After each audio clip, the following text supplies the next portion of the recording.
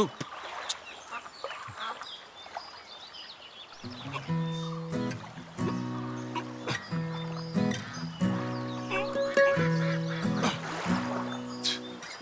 એ સોમન, હા, તારા ટ્રાન્સફર નું શું થયું? બીજે કશે જવું હોત તો પહેલા જતો રહ્યો હોત. મારે તો અહીં જ રહેવું છે. પણ થયું શું એ કે? સરકારી કામ છે, કોને ખબર ક્યારે ટ્રાન્સફર ઓર્ડર આવશે. સોમનભાઈ, હા, શું હાલચાલ?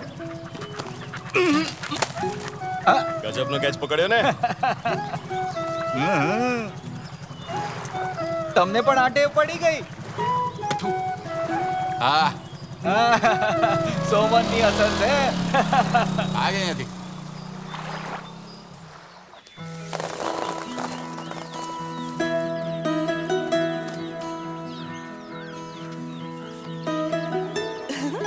કઈ હિરોઈનનું ડ્રોઈંગ બનાવે છે તું? મેં આ તમારું ડ્રોઈંગ બનાવ્યું છે. હો, ખરેખર? લાવ તું જોવા દે. અહીંયા જો, આમ મને બરાબર નથી લાગતું. આને જરા આમ કરતો. દાદી, આંગળી પણ શરીરનો ભાગ જ છે ને? તો પછી આપણે એને અંગૂઠો કેમ કહેવું જોઈએ? માનથી એને મધર ફિંગર કહેવું જોઈએ. હા, એક તો હતો અને બીજી પાગલ પણ આવી ગઈ. દીકરીને સ્કૂલે તો મોકલતો નથી અને દુનિયાભરનું નવું શીખવાડે છે. તમને કઈ ગેરસમજણ થઈ છે સાહેબ? મારા મુજબ અહીંથી કોઈ કમ્પ્લેન નથી ગઈ. જવા દે સની, તને કઈ ખબર નથી. અમુક જણા ફેમસ થવા માટે આ બધું કરે છે. સર, શું વાત છે? ચૂપ બેસ. એ ઓફિસર, સાંભળ, તે કમ્પ્લેન જુઓ. કરી છે. હરિત સંઘે રિપ્રોડક્ટિવ કેપેસિટી વાળા નારિયેળના છોડ મોકલવાનો નિર્ણય લઈ લીધો છે. એ વિશે આપણે પછી વાત કરજો. મને ખબર પડી છે કે તે ફરિયાદ કરી કે મારા પેસ્ટિસાઇડની ફેક્ટરીઓથી કચરો તળાવમાં ફેંકવામાં આવે છે અને સાથે સાથે મારા ગેરકાયદે ખાતર વિશે પણ. તોટુઆ અને તોટપલ્લીમાં હું જે કરું છું એના પર જાસૂસી કરીને તને શું મળે છે? બોલ તો મને. ઓ તો વાત એમ છે. મોટો આવ્યો કુદરતનો તારણહાર. અરે કૂટનાળમાં જ્યારે પૂર આવે ને ત્યારે એનું પાણી બીજી જગ્યાએ ભરાયા વગર વાળવા માટે અમે લોકો સેન્ડ માઇનિંગ કરીએ છીએ. સમજો? બસ તું તો બધાની વાવા મળે એટલે જ આ રીતે હંમેશા ભવાડો કરે છે. દુઃખની વાત છે, જ્યારે પૂર આવે ત્યારે ગરીબો શું કરશે? નુકસાન કોનું થશે? ચેરમેન સાહેબ, મેં માત્ર પિટિશન જ નથી આપી. નદીની લંબાઈ અને પહોળાઈ માપવાના બહાને તમને ખબર છે કે તમે કેટલા ક્યુબિક ફીટ માટી નદીની બહાર કાઢી છે? નદી કાંઠે તમે કેટલા ઝાડ કાપ્યા છે ખબર છે? હિસાબ છે તમારી પાસે? મારા હિસાબના કાગળિયા લઈને હું ઉપર સુધી જઈશ. ઠીક છે, તમારી વાત સાંભળો. તમારી વિરુદ્ધ રાઇટ ટુ ઇન્ફોર્મેશનના કાયદા મુજબની બધી માહિતી ભેગી કરીને ફરિયાદ કરી છે. ત્યાં લોકોની મદદ કરવી હતી તો પેલા સ્પિલવે કેમ સાફ ના કર્યો? આપણી પાસે 40 જેટલા શટર છે, પણ કામ કેટલા કરે છે? હવે બંદરના દરવાજા કાટ ખાઈ જવાને કારણે સમુદ્રના પાણી અહીંયા ખેતરોમાં આવી જાય છે. આ બધી વસ્તુની જવાબદારી તમારે જ લેવી પડશે. મારી વાત સમજાય છે ને? આજે પ્રેસિડેન્ટ સાહેબને ઈંટનો જવાબ પથ્થરથી મળ્યો. તારે જે કરવું હોય તે કરજે સોમન. તારી આ પોસ્ટ લાંબા સમય સુધી નથી રહેવાની. અરે હું પણ તો તમને આજ કહેવા માંગુ છું કે હું આ સરકારી નોકરી છોડીને માત્ર એક નાગરિક તરીકે હડતાલ કરીશ. હા, ઠીક છે, કરો પાગલ માણસને સપોર્ટ. ઠીક છે.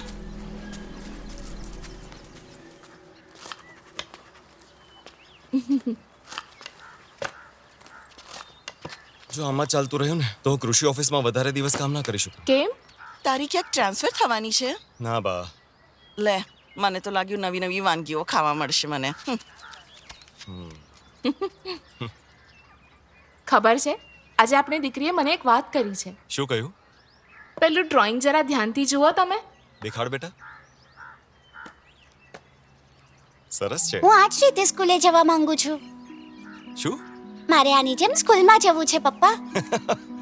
જરૂર બેટા, તને સારામાં સારી સરકારી સ્કૂલમાં દાખલ કરાવીશ. હા, આ બધું જ એણે મને પોતે કહ્યું છે. સ્કૂલ જવાની વાતે પોતે કહે એની જ તો રાહ જોતા હતા આપણે. હે ને બેટા? અરે છોકરાઓ, એ શાંતિ રાખો, શાંતિ રાખો. અરે અરે આવો, મૂકો મૂકો, નહીં આવો, અહીંયા મારી વાત. અરે અરે મારી વાત સાંભળ. રિસર્ચ પૂરી થઈ ગઈ, ચાલો ને બધા. અમારી દીકરીની એન્ટ્રન્સ ચલો ચલો ચલો ચલો જો એ પાસ થઈ ગઈ તો એની આવડત પ્રમાણે ચલો ચલો ચલો હવે ક્લાસમાં ચાલો બધા. ઠીક છે સર. ચાલો કીધું ને. What's your a name? I am India. મેં કહેલું ને કે તમારે આને પહેલા જ સ્કૂલમાં મૂકી દેવી જોઈતી હતી. કોઈ તને તારું નામ પૂછે તો દેશનું નામ કહીશ કે તું. બસ હવે હવે કોઈ ઝંઝટ નહીં જોયો બેટા. ચલો આવ તું નો આવ. સર, ચલો માય નેમ ઇઝ અંદર ઇન્ડિયા. હા ચલો ચલો. આ તો બહુ સારી વાત છે. આમના મગજમાં તો એકથી એક ચડ્યા કરવા માંડ્યા હતા. ક્રેમુહી. ક્રિમુહી. ચાલો બધા અંદર ચાલો. ક્રિશ્ચિયન, મુસ્લિમ, હિન્દુ. ચલો ચલો ચલો. પછી વિચાર્યું નામમાં ધર્મ ના હોવો જોઈએ. સીધો સીધે સીધો જા. આ બાળપણથી જ સાવા લગાતો. હા. એકવાર પૂછ્યું કે શરીર પર તેલ લગાડવાથી કોલેસ્ટ્રોલ તો નહીં વધી જાય ને હું તમને ફોન કરીને કહીશ કે આની એક્ઝામ ક્યારે આઈ લઈશ હું પછી જોઉં છું ચાલ ઠીક છે સર અંદર આવ ચલો ક્લાસમાં આવો બધા એક પછી હાય પપ્પા. હાય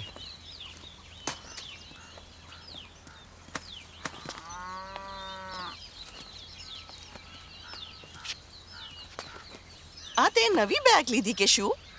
બા આ બેગ મારી નથી આનું એડમિશન થઈ ગયું? હા આજે જ્યોર્જ સરે મને ઓફિસ બોલાવ્યો હતો આણે જે એક્ઝામ આપી હતી ને એમાં A ગ્રેડ મળ્યો છે આમણે કહ્યું કે કાલથી જ આને સ્કૂલ મૂકી દો દાદી એકલી શું કરશે? કાલથી દાદી સાથે કોણ રમશે? તમે રાત્રે જે સિરિયલ જુઓ છો એ બપોરના ટાઈમે ફરીથી જોજો. હા પપ્પા મારા મનમાં એક સવાલ છે. વીણા કહેતી હતી કે તારા મમ્મી પપ્પા ભેટ્યા ત્યારે તારો જન્મ થયો. શું આ સાચું છે? આજકાલના છોકરાઓ તો જુઓ સ્કૂલ જતા પહેલા જ બેશરમ થઈ ગયા છે. મેં તને કહ્યું છે ને આવા સવાલો નહીં પૂછવાના. આહ, એમાં એને વઢે કેમ છે બાળકો આપણને નહીં પૂછે તો કોને પૂછશે જો કહી દઉં છું કે ઉલટું સીધું કામ નહીં કરતા. આ છોકરી મોઢું ખોલે ત્યારે એનો સવાલ તૈયાર જ હોય અને એનો બાપ પણ એના જવાબ માટે ખડે પગે તૈયાર હોય છે. બેટા જ્યારે હું અને મમ્મી એકબીજાને પસંદ કરવા લાગ્યા ને ત્યારે અમે લગ્ન કર્યા અને લગ્ન પછી અમારા વચ્ચે પ્રેમ વધ્યો અને અમે એક થયા જેના પછી તારો જન્મ થયો 9 મહિના સુધી તું તારી મમ્મીના પેટમાં જ હતી ખબર છે તું શું કરતી તું મમ્મીના પેટમાં અંદરથી લાતો મારતી પણ મમ્મીએ બધી પીડા સહન કરી 9 મહિના પૂરા થયા અને મમ્મીએ તને જન્મ આપ્યો પપ્પાએ પોતે મમ્મીને દુઃખ સહન કરતા જોઈ છે બાળકને જન્મ આપવો કોઈ મા માટે સહેલી વાત નથી ઘણું બધું સહન કરવું પડે છે ને માં હંમેશા બાળક માટે બલિદાન આપે છે તું મમ્મીને ક્યારેય દુઃખ નહીં આપતી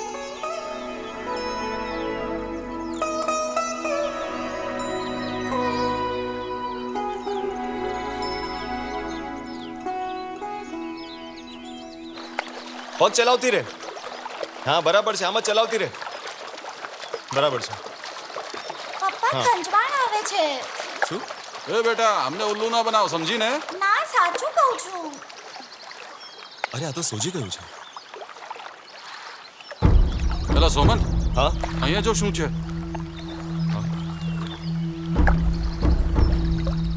લાગે છે મૈસૂરની ફેક્ટરીનું ગંદુ પાણી આ તળાવમાં છોડવામાં આવ્યું છે વધુ સમય પાણીમાં નહીં રહે ચાલ બેટા આપણે જઈએ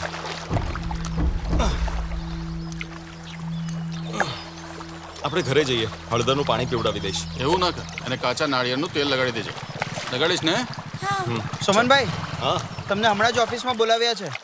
કેમ શું થયું મને ખબર નથી.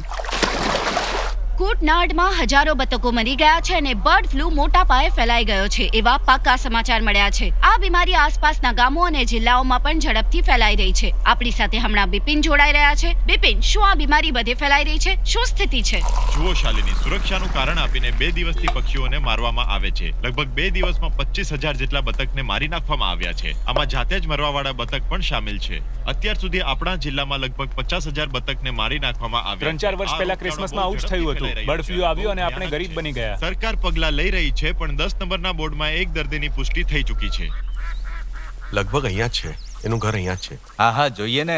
હા ઉધર હે બતક અચ્છા કોણ? બર્ડ ફ્લૂ આ વિશે સાંભળ્યું તો હશે જ ને આ રોગ જ્યાં ફેલાયો છે એના 1 કિલોમીટરની રેડિયસમાં અમે લોકો બધાને મારવા આવ્યા છીએ સાંભળો જલ્દી આવો આ લોકો હવે આ શું છે? બતકોને અરે ડરો પકડીને નહીં, મારી સંભાળી લે. નાખશે.